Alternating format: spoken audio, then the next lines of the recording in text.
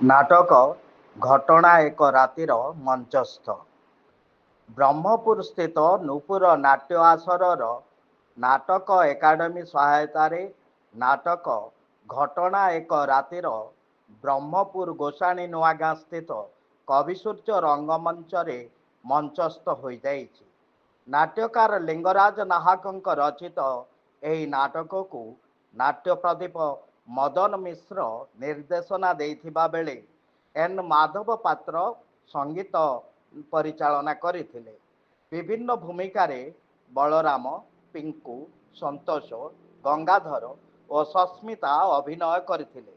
ଏହି ଅବସରରେ ଅନୁଷ୍ଠିତ ଉଦ୍ଘାଟନୀ କାର୍ଯ୍ୟକ୍ରମରେ ନାଟକ ଏକାଡେମୀ ସଭାପତି ମଦନ ମିଶ୍ର ପୌରୋହିତ୍ୟ କରିଥିବା ବେଳେ ସୁସାହିତ୍ୟିକ ଇଞ୍ଜିନିୟର ଯାମିନୀକାନ୍ତ ଦାସ, ସୀମାନ୍ତ ନଟରାଜ, ଡାକ୍ତର ତିରୁପତି ସାହୁ, ନାଟ୍ୟଶ୍ରୀ ଫାଉଣ୍ଡେସନ ସଭାପତି ଭବାନୀ ଶଙ୍କର ମିଶ୍ର, ନାଟ୍ୟ ନିର୍ଦ୍ଦେଶକ ଇ ଅପୂର୍ବ ପଟ୍ଟନାୟକ ଏବଂ ଆଇନଜୀବୀ ତଥା ସାହିତ୍ୟିକ କୁରେଶ ଚନ୍ଦ୍ର ପାତ୍ର ଅତିଥି ରୂପେ ଯୋଗଦେଇ ସମାଜରେ ଘଟୁଥିବା ଘଟଣାକୁ ନାଟ୍ୟ ରୂପ ଦେଇ ମଞ୍ଚସ୍ଥ କଲେ ସମାଜର ସଂସ୍କାର ହୋଇପାରିବ ବୋଲି ମତ ପ୍ରକାଶ କରିଥିଲେ।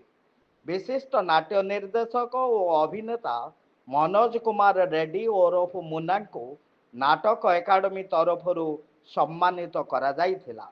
ବରିଷ୍ଠ ସାମ୍ବାଦିକ ସୁଦୀପ କୁମାର ସାହୁ ସଙ୍ଗୀତ ପରିବେଷଣ କରିଥିଲେ। ଶେଷରେ ନୂପୁର ପରିଚାଳକ ସତ୍ୟ ମହାରଣା ଆନୁଷ୍ଠାନିକ ଧନ୍ୟବାଦ ଅର୍ପଣ କରିଥିଲେ। ମଞ୍ଚଜ୍ୟୋତି ନ୍ୟୁଜ ତରଫରୁ ସୁଭାଷ ଚନ୍ଦ୍ର ସାହୁ ରୋଶନଙ୍କ ରିପୋର୍ଟ।